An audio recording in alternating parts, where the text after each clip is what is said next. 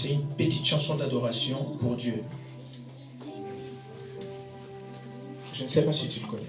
Je sais que toi, tu travailles trop de la musique gospel. Hein? Tu peux peut-être le connaître. Si tu le connais, tu vas chanter avec moi.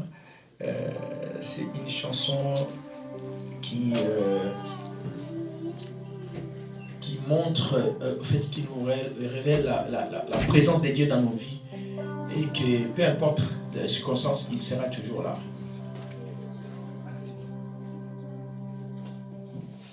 Jésus est présent ici, Jésus est présent ici, Jésus est présent ici, parmi nous. Nous sommes en train de réaliser la présence de Dieu. Je sais qu'il est là, je veux qu'il te mette bien. En ce moment qu'il commence à disposer ton cœur pour écouter la parole. Parce qu'il est là. Il avait dit que je serai avec vous et je ne vous laisserai pas seul. Oh, oh my God, Jesus, I know you are here in the room, my Lord. Je sais que tu es là, Jésus. Je sais que tu es là, mon roi. Je m'efface que pour que tu puisses apparaître et parler. Il est là. Jésus est présent ici. Jésus est présent ici. Jésus est présent ici parmi nous. Il est présent. Jésus est présent ici. Jésus est présent ici.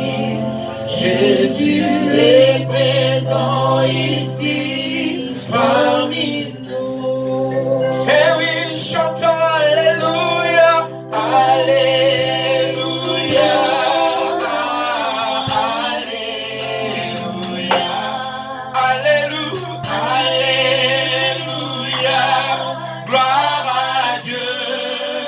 Alléluia, Alléluia.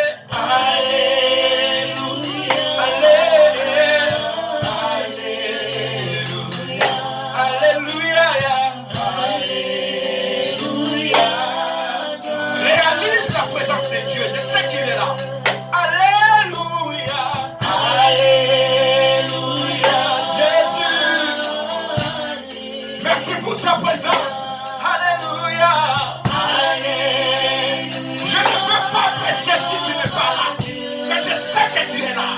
Alors je dis alléluia, alléluia, alléluia, alléluia, alléluia, gloire à Dieu. Que le joie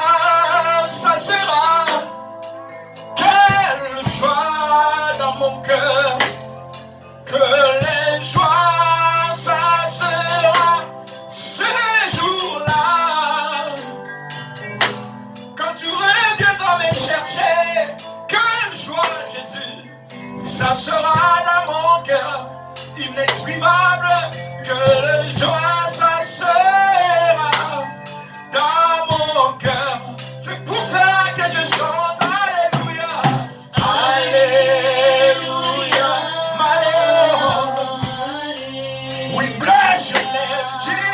Hallelujah. We give you praise, my Lord. We worship your name. We give you holy. Hallelujah. Hallelujah. Hallelujah.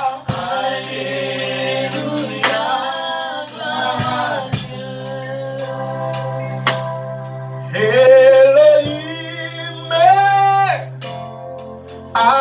Adonai, on y va, Shama, Shama, Shama, Alléluia.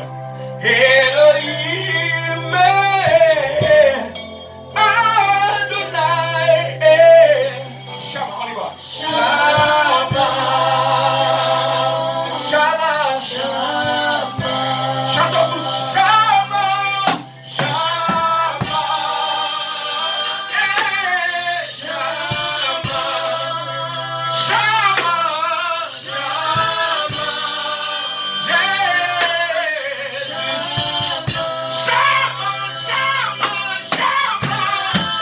Come on, Jesus. Shama, come on, Jesus. Eh, Shama, Shama, Shama, Shama. Oh, Shama. Elohim, Elohim, Adonai, Shama.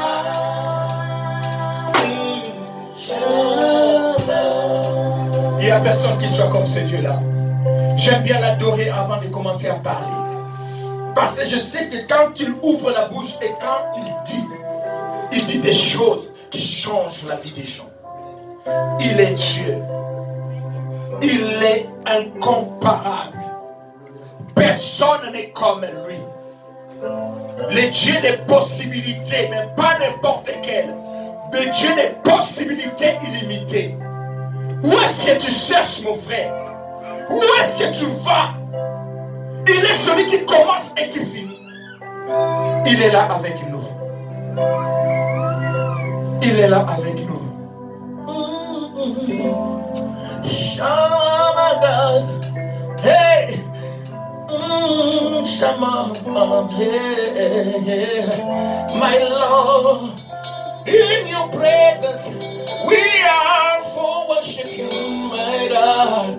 We give you praise. We bless your name, my Lord, my Lord, my Lord, my Lord. We give you holy no life. Ton atmosphère dans la salle. Saint-Esprit, comment est-ce que je peux parler si tu n'es pas avec moi? Puisque la Bible dit que c'est poussé par le Saint-Esprit que les hommes ont parlé de ta part. Maintenant, possède ma vie. Maintenant, commence à utiliser ma bouche. Maintenant, ma personne est entre ta disposition totale pour que du début à la fin, tu vibres dans la parole. Au nom puissant de Jésus-Christ. Merci Seigneur pour ta présence. Merci pour ce que tu vas dire. Je sais que Père, tu vas faire du bien à une personne. Je sais que cette parole que tu m'as donnée ce matin, tu ne me l'as pas donnée que pour moi, mais pour que les gens vivent de ce que tu vas dire. Parce que tu avais dit, l'homme ne vivra pas du pain seulement, mais de toute parole qui sort de ta bouche. Alors parle Seigneur, et tes serviteurs écoute. Au nom de Jésus. Amen.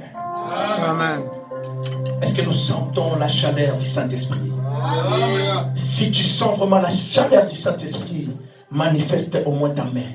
Élève la main. Salue sa présence qui est invisible, mais pourtant il est là. Notre Dieu, il est merveilleux. Nous allons préparer la Bible, les textes scripturaires, surtout dans les livres de Matthieu. J'aime bien ces livres de Matthieu parce que ça montre la royauté de mon roi. Ça parle beaucoup de Jésus en qualité de roi. Et ce qu'il fait ici montre qu'il est vraiment le roi. Nous allons prendre Matthieu chapitre 16. Je donne déjà des textes. Comme ça, nous n'aurons pas à revenir là-dessus.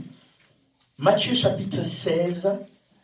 Nous allons lire pour cela à partir des versets, je dirais, 23 jusqu'à 24. Ensuite, il y aura encore des textes que nous allons rajouter. Je donne 3 textes phares et après nous allons peut-être ajouter au fur et à mesure que le temps nous permettra. Alors, je dis Matthieu chapitre 16. Premièrement, le verset 23 à 24. Après, vous pouvez aussi noter Marc chapitre 14, versets 54 à 72, que nous n'aurons peut-être pas à lire, parce que c'est tellement long. Vous voyez, c'est toute une histoire, donc je vais l'exposer. Il Il y aura aussi quelques textes, mais bon, ça je ne vais pas les donner. On va seulement survoler. Mais il y a un texte aussi que j'aimerais que vous puissiez noter. Ça serait Matthieu, chapitre 21, verset 11. Actes, chapitre 4, verset 11 à 22. Pourquoi est-ce que je donne tous ces textes? C'est parce que si jamais je ne reviens pas là-dessus, une fois que vous êtes à la maison, ces textes vous permettront de comprendre exactement le message que Dieu m'a donné pour son peuple. Et je conclurai sur le texte de 1 Pierre, chapitre 2, les versets 4 à 10. Là, nous verrons comment Pierre se réfère en vrai sur Ésaïe 28, 16. Vous voyez? Donc, notre thème d'aujourd'hui, je l'ai intitulé « J'ai reçu ce message ce matin ». Toute la semaine, j'ai dit à Dieu, très souvent avant, quand il fallait que j'intervienne, j'ai cherché à ce que Dieu me donne un message au moins une semaine avant pour que je puisse intervenir. Mais Dieu a changé sa façon de se révéler en moi. Et il m'a fait comprendre que pour que je puisse parler de sa part, je n'ai pas de conditions à lui donner. Il parle quand il veut, au moment qu'il veut, s'il veut. Tout ce que j'ai à faire, c'est de rester naturel et de le chercher dans sa présence. Et toute la semaine, je savais que j'allais intervenir. Hier, j'étais sur un plateau de télévision pour intervenir sur un sujet. Et quand c'était fini, tellement dans la semaine, je m'y étais pris aussi pour cette émission-là. Je me disais, Seigneur, quand est-ce que tu vas me donner le message? Et jusqu'hier soir, après je me suis dit, bon, tu sais ce que tu fais s'il n'y a rien, de toute façon nous allons adorer. Hein. Parce que tu cherches des faux adorateurs aussi, de toute façon, c'est qui t'adorent en esprit et en vérité. Alors, il m'a donné ce message ce matin, et je l'ai béni d'ailleurs, et j'ai intitulé ce message que Dieu m'a donné, change et acquiert les qualités qui te permettra de rester stable et inébranlable face à l'ennemi. C'est long, vous trouvez? Mais c'est normal. Je reprends. Il suffit seulement de comprendre ce que je viens de dire. C'est-à-dire, je vais parler des changements. Je vais parler en réalité des changements dans nos vies. Mais les textes,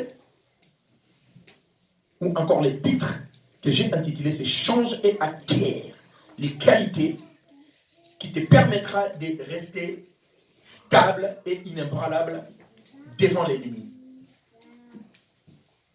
Bien-aimés, vous savez, dans le monde, les gens changent. Ça, c'est connu de l'être humain. Aujourd'hui, il peut dire une chose et demain, il dira le contraire. Il peut te promettre aujourd'hui, mais demain, il oublie qu'il t'avait promis. Il change. Non, je ne t'ai pas promis quoi que ce soit. Il peut t'aimer aujourd'hui et demain te haïr. Il peut t'apprécier aujourd'hui, mais demain, il te tourne le dos. Le monde est versatile. Et voilà pourquoi les choses qui nous entourent aussi changent. On crée une automobile, mais on veut encore perfectionner comme si l'autre n'était pas bon. L'homme n'est pas satisfait. Il change tout le temps. Mais Dieu ne veut pas que notre vie à nous change au gré des situations que nous rencontrons dans nos vies. Notre Père ne veut pas que nous changeons comme changent les gens de ce monde. Puisque Dieu dit dans Jacques, je crois, chapitre 1, verset 17, que dans notre Dieu, il n'y a même pas l'ombre de variation. Il ne change pas. C'est l'une des qualités de Dieu. Il est puissant et même sa puissance ne s'alterne pas. À un moment, Dieu est puissant, à un moment, il n'est pas puissant. Non. Il est puissant et sa puissance est stable en infini. Il est fort. Il est Dieu et il reste Dieu. Jamais on dira aujourd'hui Dieu n'est pas Dieu. Il était, il est et il sera. Il y a la constance dans la divinité de notre Dieu. C'est pour cela que Dieu aimerait que nous puissions changer. Mais pourquoi est-ce que Dieu fait que nous puissions changer? C'est pour que nous ne changeons plus. Une fois que tu changeras, tu vas avoir une autre personnalité en toi qui ne te permettra plus de changer au gré des situations que tu rencontres dans ta vie. C'est pour cela que j'ai dit que nous allons prendre premièrement dans le livre de Matthieu, chapitre 16, versets 23 à 24, et je vais déjà d'emblée lire. Matthieu chapitre 16, verset 13. Je commencerai plutôt par le verset... je vais aller directement dans le verset 23 à 24. Je lis la parole de Dieu. Amen. Mais Jésus se retourna et dit à Pierre, va-t'en loin de moi, Satan. Tu es un obstacle sur ma route, car tu ne penses pas comme Dieu, mais comme l'être humain. Puis Jésus dit à ses disciples, si quelqu'un veut venir avec moi, qu'il cesse de penser à lui-même, qu'il porte sa croix et me suive. Là, nous sommes dans Matthieu chapitre 16, le verset 23 à 24. Si nous descendons dans le verset 13, Jésus se rendit dans le territoire de Césarée, à Philippe. Il demanda à ses disciples, que disent les gens au sujet des fils de l'homme? Ils répondirent, certains disent que tu es Jean-Baptiste, d'autres disent Élie, et d'autres encore, tu es Jérémie. Donc, les gens tâtonnaient, tout simplement. Nous pouvons nous asseoir. Merci, c'est très gentil à vous. Et vous alors, dit Jésus, qui dites-vous que je suis? Simon, on ne dit pas Pierre, n'est-ce pas? On dit Simon, Pierre, ça serait par la suite, mais normalement, Simon, selon d'autres versions, répondit, tu es le Messie, le Fils du Dieu vivant. Jésus lui dit, alors, tu es heureux Simon, fils de Jean, car ce n'est pas un être humain qui t'a révélé cette vérité, mais mon Père qui est dans les cieux. Eh bien, moi, je veux que vous reteniez à partir d'ici. Jésus dit, eh bien, moi, je te déclare, tu es Pierre. Avant, Simon ne s'appelait pas Pierre. Il s'appelait Simon. Le nom de Simon est un dérivé de Siméon. Cela veut dire entendre, en fait. C'était tout simplement ça. Et je crois même que, comme j'ai toujours l'habitude de dire que le nom suit. Si Jésus est appelé Jésus, c'est parce qu'il a porté son nom. Jésus veut dire sauveur. Christ veut dire moi. Donc, un sauveur qui est capable. Parce qu'il y avait d'autres Jésus dans la Bible. Alors lui, il a distingué du fait qu'il est Jésus Christ. Donc les noms suivent. Simon, c'était quelqu'un où Siméon, son nom signifiait, son nom veut dire entendre en fait. Et je crois que c'est l'une des raisons qui fait qu'il a entendu la révélation du Saint-Esprit concernant Jésus, comme quoi Jésus est bien le Messie. Mais Jésus lui dit, je te déclare, tu es Simon, tu es Pierre plutôt. Et sur cette pierre, je construirai mon église. Et la mort elle-même ne pourra rien contre elle. Bien aimé, je veux que nous puissions ouvrir quelque chose là-dessus. Nous connaissons très bien la vie de Simon, n'est-ce pas? Nous savons qui était Simon, un pêcheur, que j'appelle pêcheur. Pourquoi? Parce que il était pêcheur de poissons, mais il était aussi pêcheur parce qu'il vivait une vie païenne. Simon, cet homme, avait ce qu'on appelle l'instabilité en lui. Il n'était pas stable dans sa vie. Simon était connu de son instabilité dans la Bible. Je n'aurai même pas le temps de tout relater puisque le temps nous manquerait. C'est pour cela que je vous ai donné justement des passages. Vous savez que Simon a régné Jésus, n'est-ce pas? Oui. Les jours où Jésus fut arrêté, alors que Jésus était devant les Sanhédrins, ces tribunaux juifs de l'époque, en train de se faire questionner, en train de se juger, pour qu'on puisse les juger par rapport aux accusations qui pesaient contre lui, Simon était en bas dans la cour, en train de se réchauffer avec des gens qui ont allumé un feu de camp, parce qu'il faisait froid. Et lorsqu'une dame est sortie de la cour, là où était Jésus, en sortant, cette dame est venue auprès de là où Simon se trouvait avec d'autres gens en train de se réchauffer. La Bible dit que la femme a remarqué Simon et elle a dit, certainement toi aussi tu es l'un de leurs. Et nous savons très bien comment Simon a fait. Il a commencé à nier. Non, moi non, je n'étais pas avec cet homme-là. Et la femme même d'ailleurs, la Bible dit, elle a insisté. Et Simon a encore insisté du fait qu'il ne connaissait pas Jésus. Il est même parti jusqu'à faire, la Bible dit, des incantations. Vous savez, des incantations, c'est ce que nous faisons dans nos vies. Oh, mais non. Donc, il a nié Jésus. Pourquoi? Parce qu'il n'était pas stable dans sa relation, dans ses sentiments, envers le Seigneur. Mais il n'y a pas que ça. Si vous regardez dans Jean chapitre 18, verset 10, vous allez seulement l'écrire, nous n'allons pas le lire faute de temps, vous allez remarquer que le même Simon, alors qu'il était déjà disciple de Jésus, vers la fin de la mission de Jésus, il marchait encore avec quelque chose dans sa vie. Et pourtant, il avait déjà reçu toutes les leçons de Jésus. Vous vous souvenez, à un moment, Jésus disait que si quelqu'un te frappe par la joue gauche, tu lui présenteras aussi ta joue droite. Mais rendez pas le mal par le mal. Ça, c'est le message de notre Seigneur. Et pourtant, cet homme, Simon, malgré qu'il était disciple de Jésus, il fut même envoyé en mission. Lorsque Jésus envoya 2 par 2, il a même fait des miracles. Mais ce jour-là, quand on est venu arrêter les maîtres, Simon ne sortit pas le couteau, mais il sortit l'épée. Il y a une différence entre l'épée et un couteau. Cet homme qui marchait encore avec l'épée n'avait pas confiance à Jésus. Donc, Simon, lui, je crois que c'était quelqu'un qui suivait Jésus, mais avec des réserves.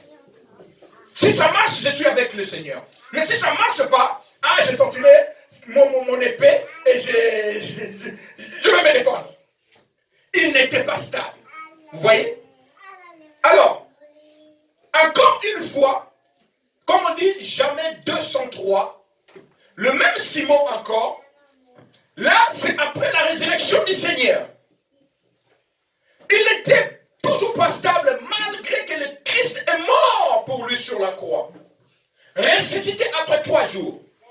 Une fois que le Maître fut crucifié sur la croix, Simon rebelote. Il retourne dans sa vie. Un peu comme nous autres ici, là. Lorsque ça ne va pas dans ta vie chrétienne, depuis que tu as quitté l'impudicité, l'argent ne rentre plus.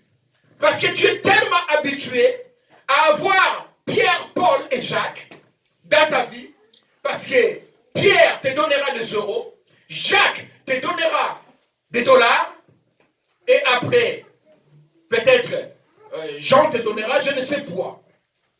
Mais depuis que tu as quitté cette vie, et que tu es venu auprès du Seigneur, je ne sais pas ce que tu as laissé de l'autre côté, mais de temps en temps, tu retournes.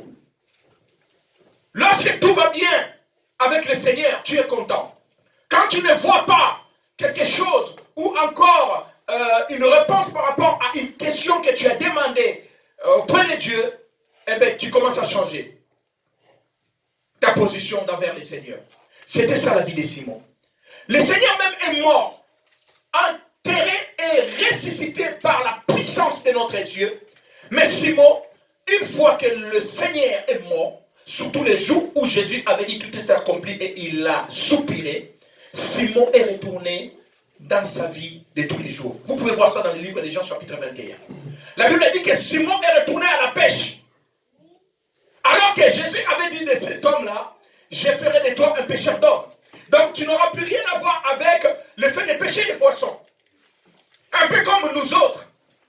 Moi j'étais quelqu'un qui parlait beaucoup. Il y a un jeune homme dans le pays où je viens, au Congo. Bon, je ne vais pas citer son nom parce que je n'aime pas citer le nom de Jésus avec le nom de qui que ce soit. Hein? Mais cet homme-là est quand même connu du fait qu'il parle beaucoup. S'il prend ta défense, personne ne peut le démontrer.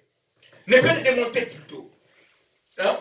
Il peut parler de toi, il peut faire des éloges de toi jusqu'à ce que même ça lui a coûté à ce qu'on puisse le ramener dans tous les pays.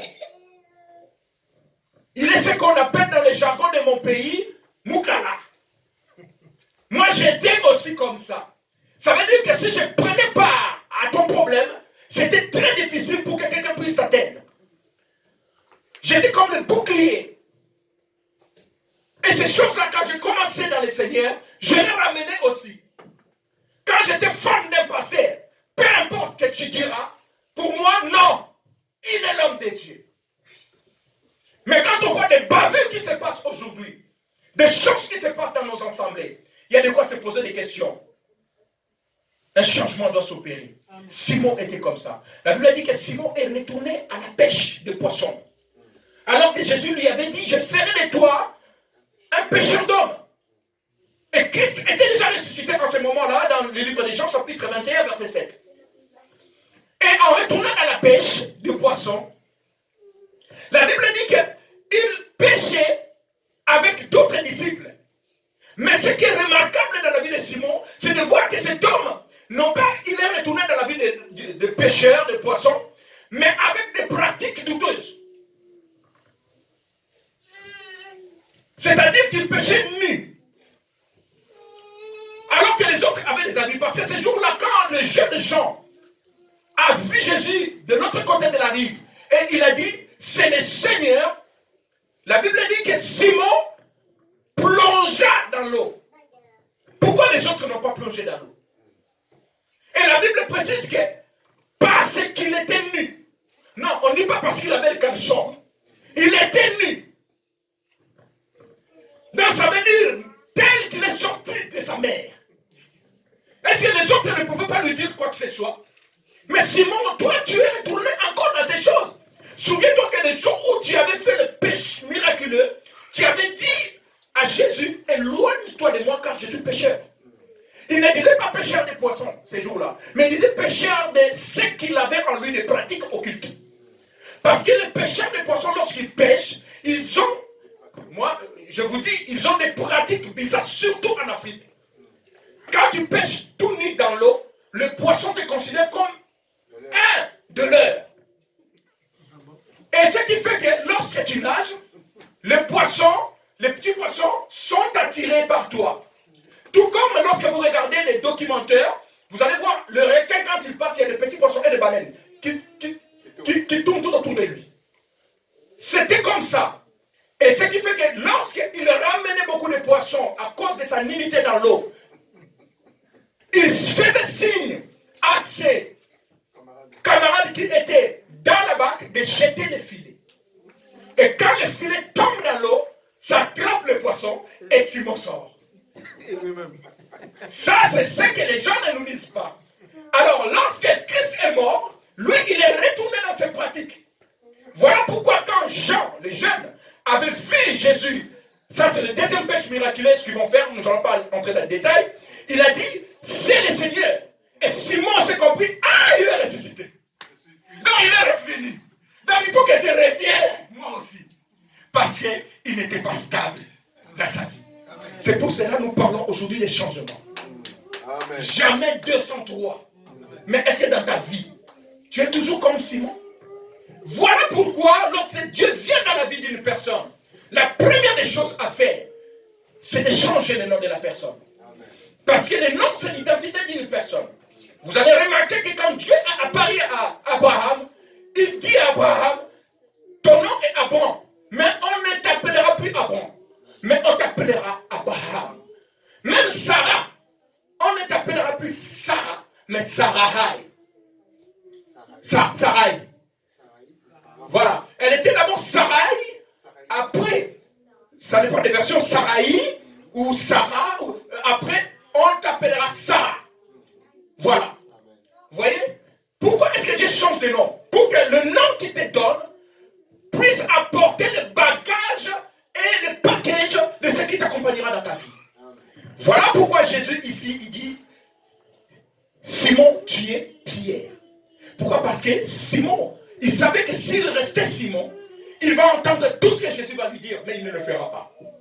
Mais si Simon devenait Pierre, dans la pierre, il y a ce qu'on appelle la notion de la solidité. Souvenez-vous de ce que la Bible dit. Les pierres qu'ont rejetées les hommes est devenu le principal des langues.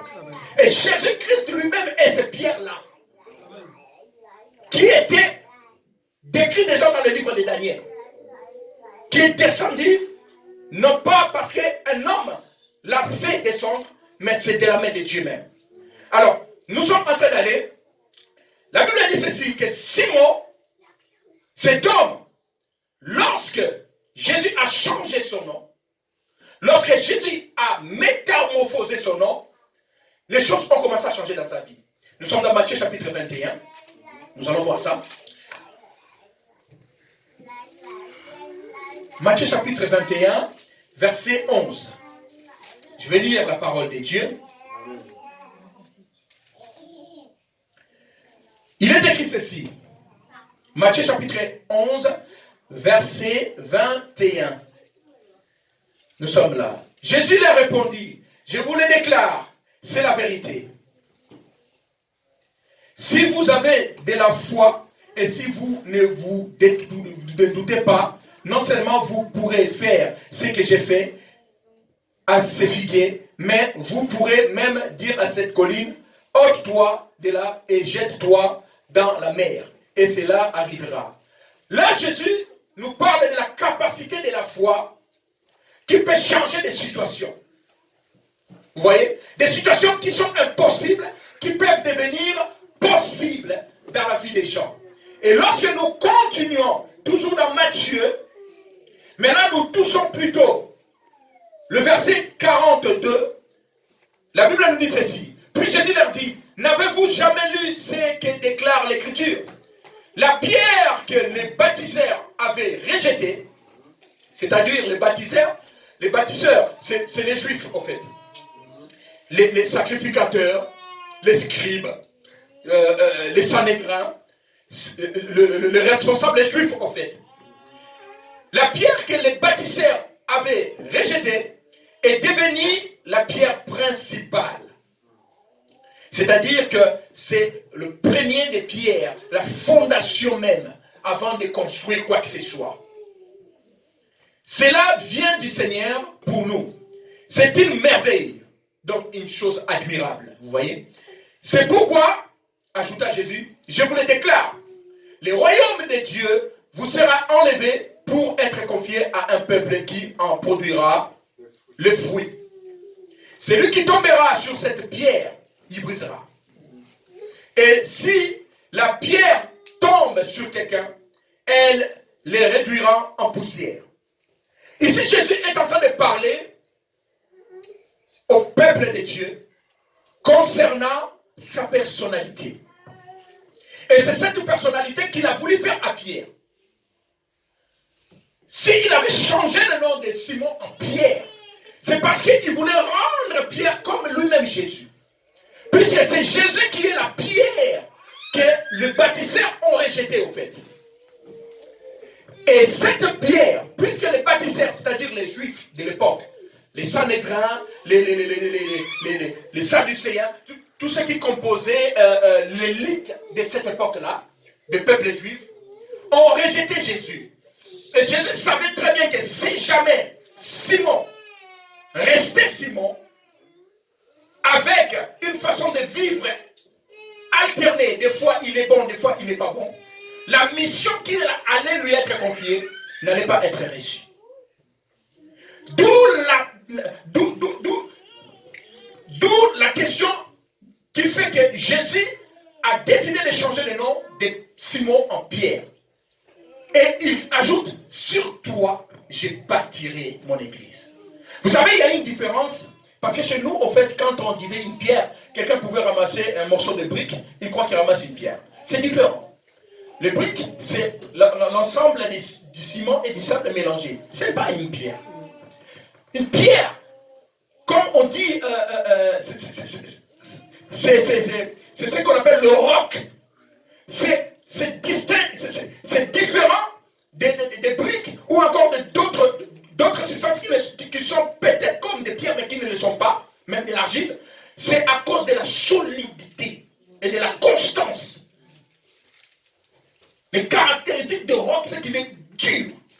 On appelle ça autrement des cailloux. Hein? C'est tellement dur et que Jésus avait besoin que Simon devienne dur parce qu'il savait qu'il allait lui confier la mission de l'Église. Tout comme nous autres aujourd'hui. Dieu veut absolument que nous changeons, que nous devenons comme des pierres, afin que ce qu'il nous a confié ne vacille. Et c'est pour cela qu'il est en train de dire ici Jésus, que la pierre qu'ont rejeté les hommes, c'est-à-dire quoi? Aujourd'hui, cette pierre-là, qui est Jésus-Christ, est rejetée de partout. Puisque Jésus est la parole. Jésus parle du pierre comme étant de la parole. La parole de Dieu est puissante. La Bible le compare à un épée à double tranchant. Voyez? C'est Jésus-Christ lui-même. C'est Dieu lui-même dans sa parole écrite. Et il dit que cette parole, lorsque Dieu l'a envoyée auprès des siens, ils l'ont rejetée. C'est pour cela que Dieu a décidé de prendre la parole, de les donner à une autre nation. Et cette nation-là, c'est nous autres, les païens. C'est légitime ce que je dis et ce que nous sommes aujourd'hui. Ne doute pas de ta chrétienté, ne doute pas du fait que tu es un enfant de Dieu et que tu as la même promesse que les Juifs qui ont reçu cette promesse-là d'Abraham. Puisque nous aussi, puisque nous avons cru à Dieu, celui qui devait venir selon Jacob et qui vint, nous l'avons cru. La Bible dit qu'il nous a donné le royaume. Et il est écrit ici ceci. C'est pourquoi, ajouta Jésus, je vous déclare, le royaume des dieux vous sera enlevé. Ils savent ces choses. Les Juifs savent ce que j'ai dit. Je ne les condamne pas parce qu'ils sont encore et ils ont encore la grâce de Dieu, je sais. Mais c'est seulement pour leur permettre de rejoindre notre camp. Les choses ont changé. Aujourd'hui, ceux qui vont rendre le fruit de la parole de Dieu, c'est nous. Voilà pourquoi le message d'aujourd'hui est intitulé « Change et acquiert des qualités qui te permettra de rester stable ». Pourquoi est-ce qu'il faut rester stable? Parce que si tu gardes encore ta nature ancienne, tu ne seras jamais stable dans ce que Dieu te donne. Puisque c'est tellement solide et que tu seras combattu. Amen. Dieu a besoin que tu restes stable tel que Jésus-Christ était stable. La Bible dit qu'il n'a pas renoncé. Et il est parti jusque sur la croix. Parce qu'il était fort. Il était stable. Si c'était Simon, alors que il s'agissait même de l'arrestation, je ne crois même pas qu'il aurait vu la croix. Il y a des gens, il y a beaucoup d'entre nous qui ne veulent même pas croire, et qui ne veulent même pas voir la croix de Jésus. Oui, il est mort pour moi et ça suffit. Mais bien aimé, est-ce que tu as déjà réalisé l'atmosphère de la croix? Ce qui s'est passé réellement à Golgotha. Ça fait le tournure de l'humanité. Les choses ont changé. Bien aimé, tu as besoin de changer. Tu as besoin de devenir comme Jésus. Tu as besoin d'être fort dans ta vie. Tu as besoin, il y a beaucoup de qualités que j'aimerais citer ici pour te permettre de devenir solide dans ta vie chrétienne. Mais ici, il y a ces qualités-là que je dis. C'est le premier des qualités. Il y en a tant d'autres. Il y a ce qu'on appelle les travail aussi. Un chrétien, c'est un chrétien qui travaille. Parce que Jésus dit, travaillez car les jours sont mauvais. Un chrétien, c'est quelqu'un qui aime. Il y a beaucoup de qualités, mais aujourd'hui, je parle seulement de cette qualité-là. Celui de rester constant, stable. Vous voyez? Et Jésus ajoute, je vais aller pour clôturer plutôt, celui qui tombera sur cette pierre se brisera. Bien aimé, ce que Dieu a donné à Pierre avait changé la vie de Pierre. Quand Jésus a parlé de nouveau à ses disciples, après la résurrection, il a confié la mission à Pierre. Il a équipé Pierre, vous savez, le jour de la Pentecôte, de l'Esprit de Dieu. Ce qui a encore scellé la mission et le nom de Pierre. Amen. Et depuis ce jour-là, Pierre est devenu solide. Amen. Bien aimé, Pierre était devenu solide, nous allons voir ça. Vous allez voir que Pierre, dans le livre des Actes chapitre 4, nous allons sauter, nous allons voir ça. Comment est-ce que cet homme qui était versatile autrefois, comme nous autres, lorsque tu es au travail, tu ne veux même pas que les gens sachent que tu es chrétien. Face aux musulmans, tu as peur. Le bouddhiste n'en parle même pas. Si tu vas à Château d'Eau ou encore à Barbès, tu es comme les autres. Tu consultes ceux qui prédisent l'avenir. Tu changes au gré des situations. Quand tu es avec les gens qui boivent de l'alcool, toi aussi tu es devenu alcoolique. Quel chrétien tu es? Quand tu es avec les gens qui sont en train de voler dans le magasin, toi aussi tu sors avec quelque chose. Quel genre de personne tu es? Tu as besoin de changer et de prendre la nature de roc. Tu dois changer, bien-aimé. La vie chrétienne est une vie de changement. Et lorsque tu es changé, tu deviens comme un rabbi qui ne change pas. C'est ce que Dieu veut. Beaucoup n'ont pas changé dans nos églises. Voilà pourquoi il nous crée des embûches. Même des pasteurs qui n'ont pas changé. Il est pasteur, mais il a toujours cette attitude ancienne. 20 ans de Simon, des pasteurs Simon, il y en a plein. Lorsqu'il est à l'église, oh, l'élocution, moi, vous savez le ministère, Roba Sindaraba. Mais quand il sort, Simon, tout nu, il plonge à l'eau. Pasteur, tu as besoin de changer. Des pratiques douteuses sont encore là. Tu incites les gens de gêner à l'église pour chercher la face de Dieu. Mais toi-même, une grosse quantité de semoule à la maison. C'est bon. Tu dois changer.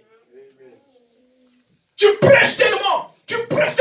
Donnez, vous serez bénis. Donnez, vous serez bénis. Si dans votre église, les pasteurs ne donnent pas les offrandes, c'est que c'est un Simon. Amen. Et c'est devenu une monnaie courante de voir que dans des assemblées, lorsque nous donnons les offrandes, c'est que les fidèles qui donnent les offrandes. Heureusement, ici, nous avons un bon exemple. Amen. Et nous suivons cet exemple. Amen. Voilà pourquoi Dieu a béni cette assemblée. Amen. Je vous assure, mes bien-aimés, cette assemblée, vous êtes tellement bénis que vous n'avez même pas idée. Amen. Je sillonne dans beaucoup des assemblées. Peut-être plus grandes ici. Mais, voilà, parce que c'est des Simons. C'est des Simons. Bon, nous allons avancer, parce que j'aurais pu dire beaucoup de choses, mais laisse-moi avancer pour la gloire de Dieu. Bien-aimé, tu as besoin de changer, de devenir solide. Quel est notre message? Je veux qu'il soit seulement avec une seule chose dans ta tête. Je dois changer et devenir solide. Changer, devenir solide. Quand tu trouveras quelqu'un dehors, tu lui changes et deviens solide. Ça, c'est le message d'aujourd'hui. Et vous allez voir que si Jésus avait dit à Simon, tu es Pierre, ce n'était pas pour rien. C'était pour le rendre solide. Amen. Et vous allez voir ça. Nous sommes dans le livre des Actes, chapitre 4, versets 11 à 22. Je vais aller, et pour clôturer, Actes, chapitre 4, hop là, verset 11 à 22. Nous sommes là. Vous y êtes? Alors, est-ce que nous pouvons poser des fondements? Hein? Amen. Alors, on va poser des fondements. Jésus est celui dont l'Écriture affirme la pierre que vous, les baptiseurs, avez rejetée est devenue la principale des langues. Amen. Bien aimé, la vie chrétienne C'est une vie qui doit être bâtie sur la pierre, le roc qui est Jésus-Christ. Amen. Tout ce qui bâtit leur vie chrétienne sans la fondation qui est Jésus-Christ, qui est la pierre principale que l'on doit poser avant toute construction, tu tomberas. Tu vas vaciller. Ta vie serait comme une vie qui s'alterne